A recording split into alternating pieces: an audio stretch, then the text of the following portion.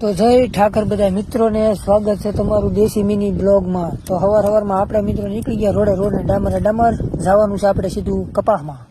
પછી તો મિત્રો આપણે કપાસમાં આવી ગયા ને ભાઈ ગાઉ ઘડીક થઈને હેઠે આવી કપાસ સારો છે લીલો કાસ પણ ગાઉને કાંઈ ખાવું નથી।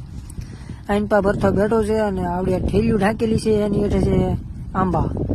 જો આંબા ખાઈ ગયા એટલે બીજી વાર ધક્કો જ નથી આપણે, એટલે અમે ઊભા રહી ગયા આંબા આડા।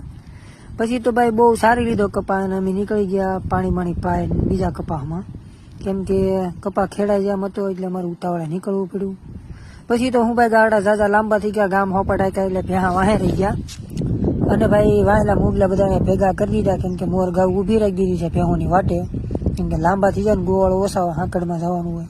પછી ભાઈ આવી ગયા સીધા કપામાં, હું ભરતો બી અહીંયા આગળ આવી ગયા છીએ અને કપામાં આમ જોઈ શકો છો કપાની અંદર ખડ સારું છે, માલ સરી ગયેલા છે પણ ડૂસો બહુ છે ઘરનો, અને આઈન પાસે ઘઉં હેઢો છે બહુ હાંકડો, અને ભાઈ હાંકડ તો હોય જ ત્યાં ગોવાળ એને ખબર હોય હાંકડ કેવી કોઈ।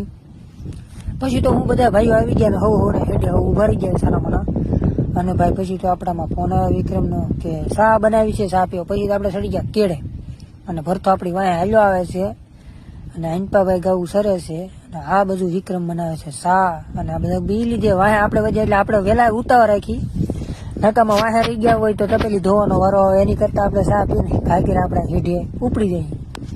પછી તો હું ભાઈ આપણે ચા પાયા પૂગી ગયા છીએ અને ચા પાણી પી લીધા ને પછી હું કે હવે આપણે ગાવડા વાંધી લીધા બારા, ઘરે જવાનો ટાઈમ થઈ ગયો હતો અને ગાવડા કાઢી લીધા બારા, અને ભાઈ જો વાંધી લીધા છે ઘર તરફ, અને આપણે વયસમાં છીએ ભરતો આગળ છે અને જવાનું છે સાંજે ભગુડા।